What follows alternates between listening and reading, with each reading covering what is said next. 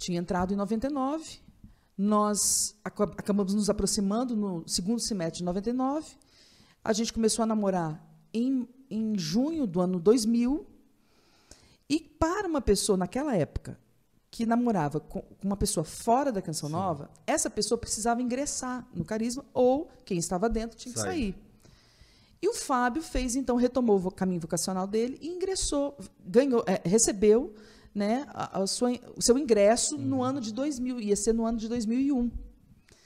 Com isso, a gente precisava interromper o namoro para o Fábio viver o tempo formativo dele integral, que era 1 ano também, como aconteceu comigo. Então, todas as pessoas que entravam na comunidade tinham que romper namoro, trabalho, família e tudo mais. E isso ia acontecer com o Fábio, naturalmente. E aí eu pedi para a Luzia. Como eu era de longe, o Fábio era de São José dos Campos, eu de Vitória, o Fábio, eu já conhecia a família do Fábio, eu queria que ele conhecesse, a minha família conhecesse o Fábio.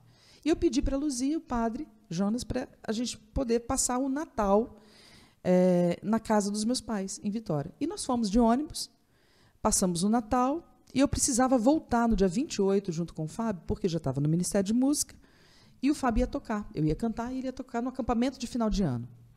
Dia 28 de dezembro, era quinta-feira. Na terça-feira, mais ou menos, meu pai falou assim, olha, vocês não vão voltar de ônibus, nós vamos juntos com vocês. Eu, sua mãe, os meninos vão ficar, meus irmãos, que na época já trabalhavam, nós vamos com vocês, a gente vai levar vocês. E aí aproveita que a gente fica o final de ano, passa o final de ano juntos.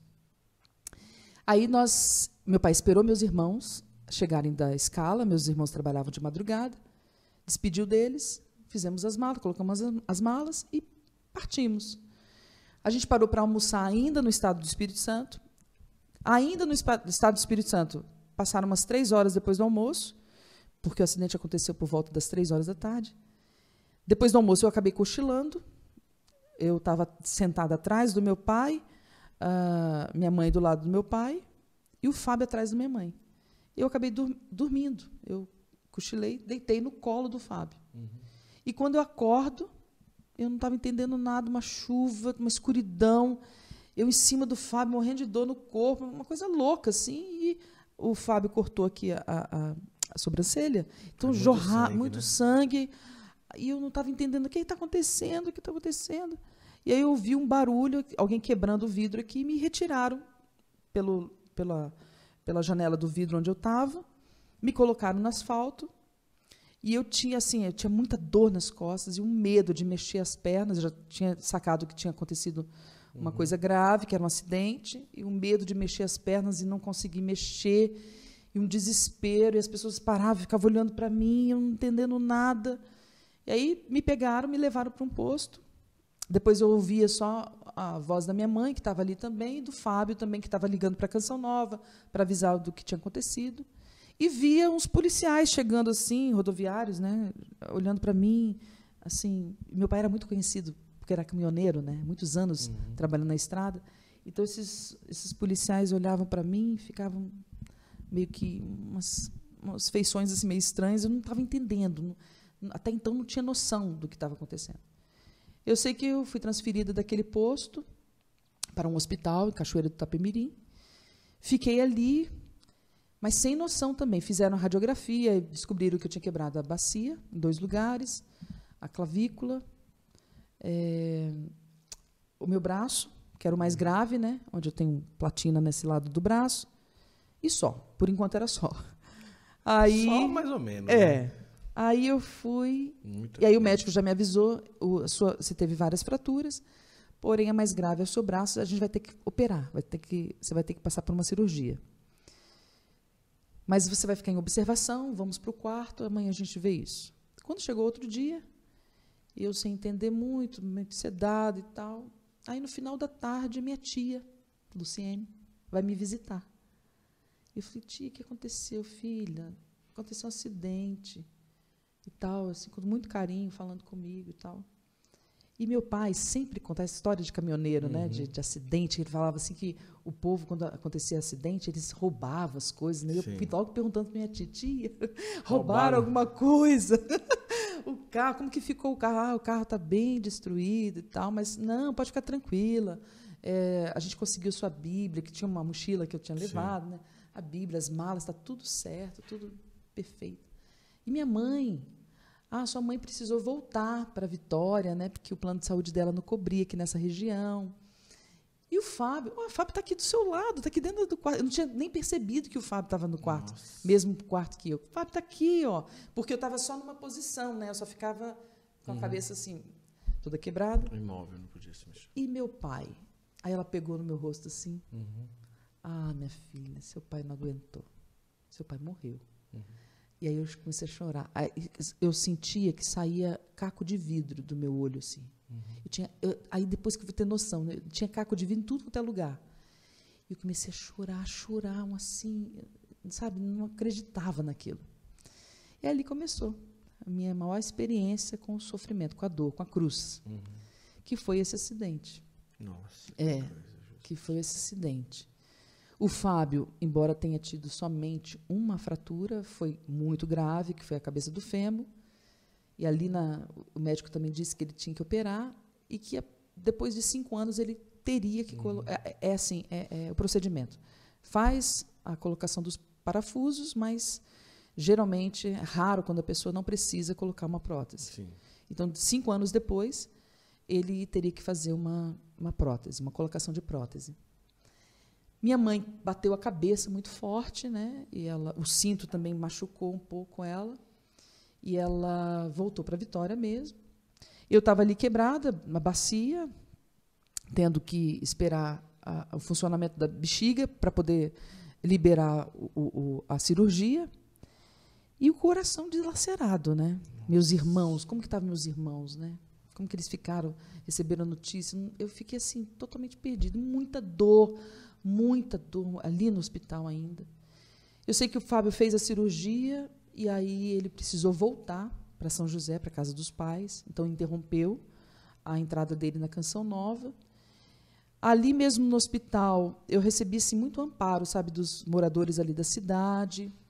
Eu me lembro que eu não conseguia evacuar, não conseguia fazer xixi, porque a fratura da minha bacia, ela pegou em cima do nervo que estimula o cocô e o xixi. Caramba. Por isso que eu não conseguia. E o médico falava, enquanto você não der sinais, eu não posso te operar. E eu lembro que foi um diácono lá levar a Eucaristia para mim, porque até então eu não podia comer nada, era tudo no soro. Aí ele pediu liberação. Quando eu comunguei, passou poucos minutos, eles colocaram a sonda, que até então não saía nada. Aí saiu uma placa de sangue e o xixi. Caramba. Aí foi aí que eu comecei a perceber que Deus estava ali. Né? Naquilo ali, Deus estava comigo.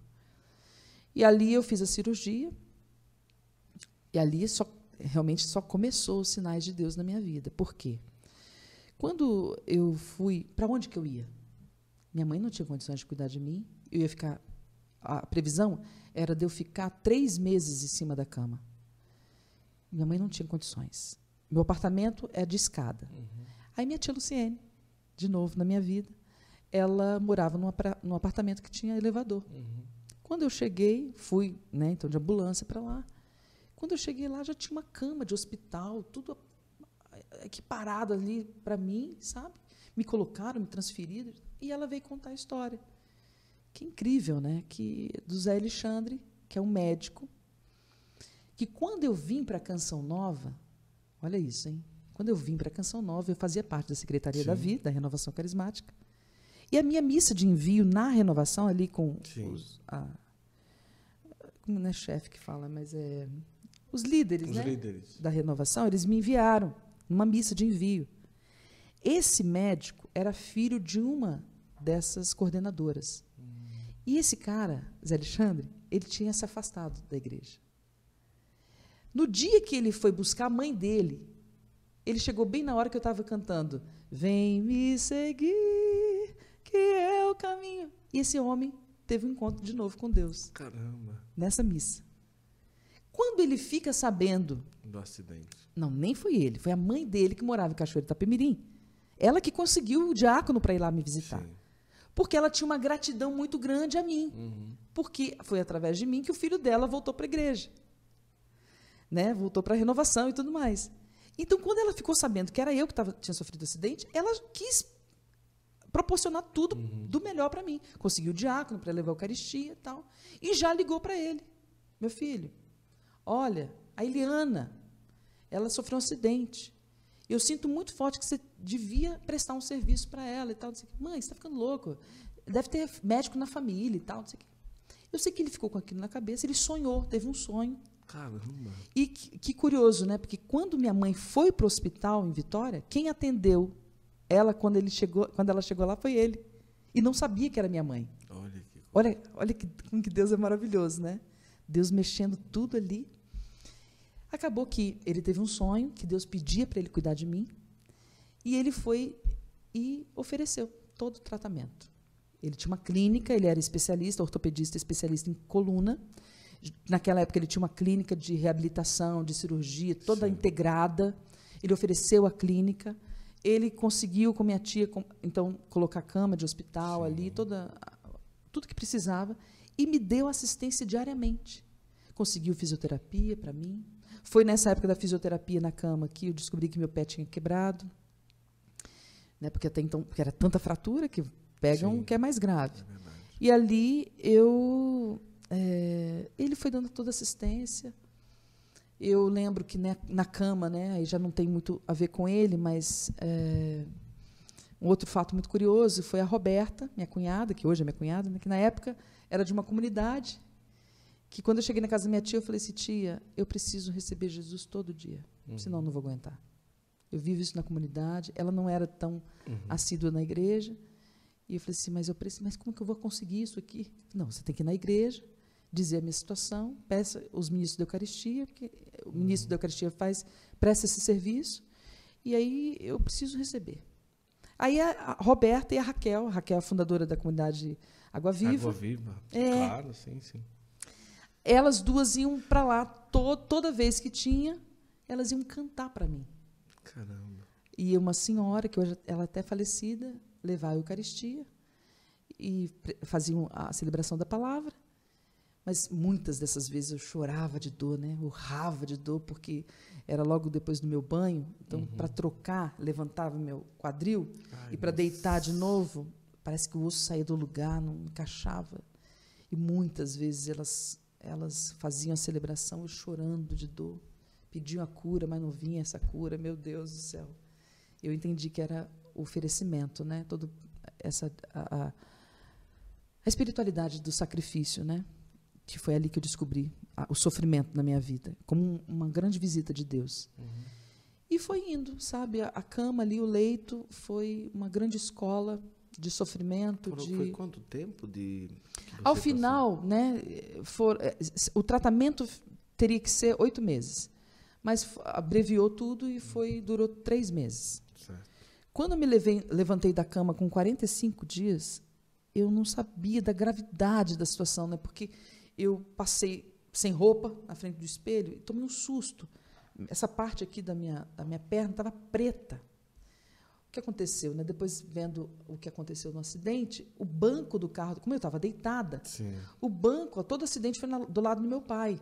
Então, o banco veio para trás, né, e foi esmagando a minha perna.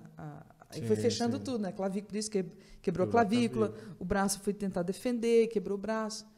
E aí foi mais um processo, porque tinha esmagado o músculo da minha nádega, que daria abertura e fechamento da perna. Né? É o músculo que daria esse movimento.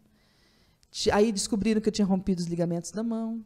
Então, tudo que podia acontecer assim, não vai conseguir fazer isso, não vai andar mais, não vai fazer... Não foi o que aconteceu.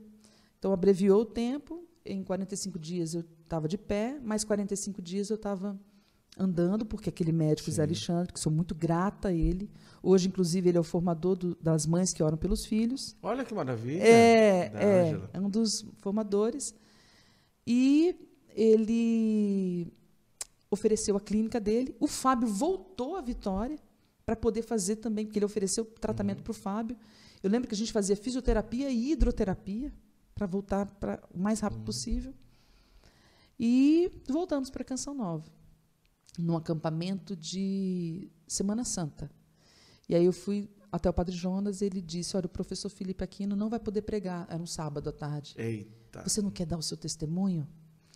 Aí eu falei, ai meu Deus, que medo, mas tá bom, vamos. Aí eu dei meu testemunho nessa volta, exatamente nessa volta, no ano de 2001. Você lembra o que você cantou naquele dia, não? Ah, eu não lembro. Não lembra, né? Não lembro. Mas tem registrado, sim, com certeza. Sim, com certeza. Não lembro, sinceramente. Será que foi ao teu encontro? Pode ter sido ao teu encontro, porque eu tinha... Ah, não, ao teu encontro não. Ao teu encontro o Fábio compôs nesse tempo. Ele compôs a melodia do Ao Teu Encontro nesse tempo que ele voltou para São José e ficou... Aí teve o processo do Fábio, né? Cadeira de roda, que foi mais longo que o meu, né? Porque depois ainda ele precisou realmente colocar prótese e tal. Mas eu não lembro. A música, sinceramente, eu não lembro. Mas que coisa, né? E agora, isso tudo, apesar de todo crescimento espiritual, de todo amadurecimento espiritual, é como você fala, também foi uma cruz pesada que chegou para você e tudo. Mas a gente pode considerar que hoje a Eliana, o que é, né? Por conta do acidente, é muito mais amadurecida, muito mais espiritualmente robusta, e pelo tempo que você passou, querendo ou não, é claro que Deus não quer o mal para ninguém, mas ali algo que aconteceu para criar ou fecundar uma Eliana muito mais forte espiritualmente? Ah, sim, com certeza. Com certeza. A dor faz isso com a gente, né? Quando a gente coloca Deus na situação, tudo faz sentido, né? Uhum. Eu percebia a cada dia ali nas dores experimentadas no físico e na alma, né? Por causa da perda do meu pai, tão precoce, né? Era um ano que eles estavam comemorando 25 anos de casado, 50 anos, meu pai tinha 50 anos. Quer dizer, tudo isso, né? Quem era o meu pai? Quem era o seu Joaci para mim, né? Então, essa perda foi muito forte, foi muito profunda, mas, ao mesmo tempo, eu não me senti desamparada, sabe? Em nenhum momento eu me revoltei.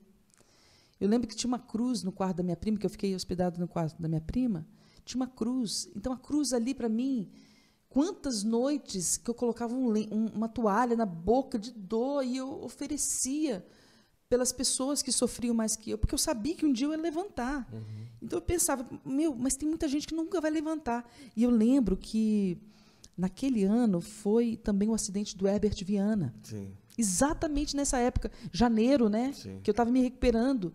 E eu via o noticiário ali, eu oferecia para ele. E eu falei isso para ele. Eu tive a oportunidade de ir na casa dele. Caramba. Porque eu tenho uma amiga que é prima dele. E eu falei isso para ele. Olha, eu sofri um acidente, eu ofereci. Cantei Deus te ver para ele, no meio de oração. Então, eu fiz isso mesmo. Quantas situações chegavam para mim.